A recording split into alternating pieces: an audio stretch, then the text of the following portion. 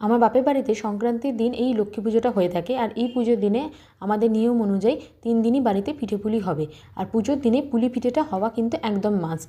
কিন্তু এখন আর মায়ের সেভাবে শরীর বয় না, তাই পিঠে অল্প করে হলেও পুলি পিঠেটা কিন্তু বানিয়েছিল। আর এটা আমার খেতে খুব ভালো লাগে। এই পুলি পিঠেটা ছোটো ছোটো হয় আর এর ভেতরে শুধু খোয়া ক্ষীরের পুর থাকে। অনেকের বাড়িতে একটু বড় বড়ও হয়ে থাকে। দুধটা ভালো করে জাল দিয়ে নিয়ে একটু চিনি দিয়ে দিতে হবে। আর আবারও ভালো করে নাড়াতে নাড়াতে এরকম রাবড়ি টাইপের হয়ে আসলে একটু ছোটো এলাচ ফাটিয়ে নিয়ে দিয়ে তার মধ্যে ওই তৈরি করে রাখা ছোটো ছোটো পিঠেগুলো দিয়ে ভালো করে নেড়ে চাপা দিয়ে একটু ফুটিয়ে নিয়ে তারপর একটু বন্ধ করে রেখে একদম রেডি হয়ে গেল এই পুলি পিঠে। আর বাকি ভিডিওতে তোমরা দেখতেই পাচ্ছ অল্প করে নারকেলের পিঠে মা তৈরি করে নিয়েছিল। আগে অনেক রকমেরই পিঠে হতো, তরকারি পিঠে, কড়াইশুঁটির পিঠে বা আরও যেরকম যেরকম পিঠে আছে সব কটাই হতো। আর সত্যি বলতে আমার এই গুড়ের পিঠের থেকে বেশি ভালো লাগে মায়ের হাতের। আর ঠাকুমা যতদিন ছিল বেশি ভালো লাগতো এই দুধ পুলি বা এই পুলি পিঠেটা।